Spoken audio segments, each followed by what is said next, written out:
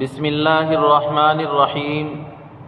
محترم ناظرین و سامعین، السلام علیکم ورحمۃ اللہ وبرکاتہ۔ عقیدہ توحید کے تعلق سے ایک بہت ہی اہم اور مفید باتوں پر مشتمل ویڈیو ریکارڈ کر کے اس چینل پر اپلوڈ کر دی گئی ہے۔ اگر کسی نے ابھی تک اس ویڈیو کو نہیں دیکھا ہے تو اس ویڈیو کے ڈسکرپشن میں جائے، وہاں اس کا لنک موجود ہے، اس پر کلک کر کے آپ وہاں سے دیکھ سکتے ہیں۔ آج کی اس ویڈیو میں آپ حضرات کو یہ بتلانا چاہوں گا کہ شریعت مطہرہ نے عقیدہ توحید کی حفاظت کا کس قدر حکم دیا ہے۔ اس کا اندازہ آپ اس بات سے لگا سکتے ہیں کہ جناب محمد عربی صلی اللہ علیہ وسلم نے اس چیز سے بھی منع فرمایا ہے کہ جس سے شرک کا معمولی سا بھی شائبہ پیدا ہوتا ہو اور جس چیز سے شرک کی بو آتی ہو۔ اس سلسلے میں حضرت طفیل رضی اللہ عنہ جو اماں عائشہ رضی اللہ عنہا کے ماں شریک بھائی ہیں، ان کا واقعہ ہے اور وہ واقعہ قابل غور ہے۔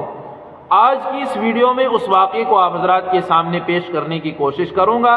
امید ہے کہ آپ سبھی سامعین و ناظرین اس واقعے کو غور سے سننے کی کوشش کریں گے۔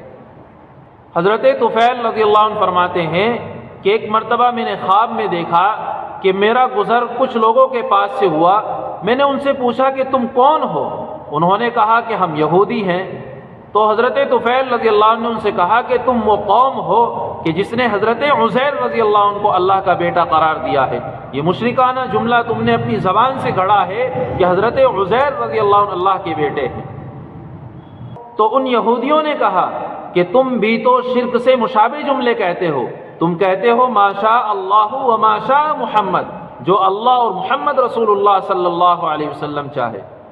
آگے فرماتے ہیں کہ پھر میرا گزر کچھ اور لوگوں کے پاس سے ہوا۔ میں نے ان سے معلوم کیا تم کون ہو؟ انہوں نے کہا کہ ہم عیسائی ہیں۔ تو حضرت طفیل رضی اللہ عنہ فرماتے ہیں میں نے ان سے کہا تم وہ قوم ہو کہ جنہوں نے حضرت عیسیٰ علیہ السلام کو اللہ کا بیٹا قرار دیا ہے اور تمہارا یہ عقیدہ ہے کہ حضرت عیسیٰ علیہ السلام اللہ کے بیٹے ہیں۔ یہ مشرکانہ جملہ تم اپنی زبان سے کہتے ہو۔ تو ان عیسائیوں نے کہا تم بھی تو شرک سے مشابہ باتیں کہتے ہو، تم کہتے ہو ما شاء اللہ و ما شاء محمد، جو اللہ اور محمد صلی اللہ علیہ وسلم چاہے۔ تو حضرت طفیل رضی اللہ عنہ فرماتے ہیں کہ صبح کو جب میں بیدار ہوا تو میں نے اپنے خواب کا ذکر بہت سارے لوگوں کے سامنے کیا، جس کو میں بتا سکتا تھا میں نے بتلایا۔ پھر میں نے اللہ کے نبی صلی اللہ علیہ وسلم کی خدمت میں حاضر ہو کر اللہ کے نبی صلی اللہ علیہ وسلم کو اپنا مکمل خواب بتلایا۔ تو اللہ کے نبی صلی اللہ علیہ وسلم نے فرمایا کہ کیا تم نے یہ خواب کسی اور کو بھی بتلایا ہے؟ تو حضرت طفیل رضی اللہ عنہ نے اس بات میں جواب دیا کہ ہاں، میں نے یہ خواب اور بھی بہت سے لوگوں کو بتلایا ہے۔ اس کے بعد اللہ کے نبی صلی اللہ علیہ وسلم نے خطبہ دیا اور خطبے میں کہا کہ طفیل رضی اللہ عنہ نے خواب دیکھا ہے، اور اس خواب کا ذکر طفیل رضی اللہ عنہ نے بہت سارے لوگوں کے سامنے بھی کیا ہے۔ یاد رکھو تم ایسی باتیں مت کہو کہ جس سے شرک کی بو آتی ہو، کہ جس سے شرک کا معمولی سا بھی شائبہ پیدا ہو۔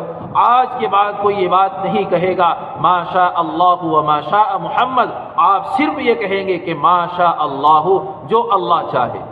میرے پیارے بھائیوں اور بہنوں، آپ اس بات سے اندازہ لگا لیجئے گا کہ حضرات صحابہ کرام رضوان اللہ تعالی علیہم اجمعین کہ جن کا ایمان، جن کا یقین اور جن کا بھروسہ اللہ رب العزت کے اوپر اتنا کامل اور مکمل ہے کہ کوئی آدمی ان کے ایمان میں شک کی گنجائش بھی نہیں نکال سکتا، اور کوئی آدمی اپنے ذہن اور دماغ میں یہ بات نہیں لا سکتا کہ حضرات صحابہ کرام رضوان اللہ تعالی علیہم اجمعین اللہ کے نبی صلی اللہ علیہ وسلم کو اللہ کے ساتھ شریک ٹھہراتے ہوں گے، اور اللہ کے نبی صلی اللہ علیہ وسلم نعوذ باللہ اس بات کی اجازت دے دیتے ہوں گے۔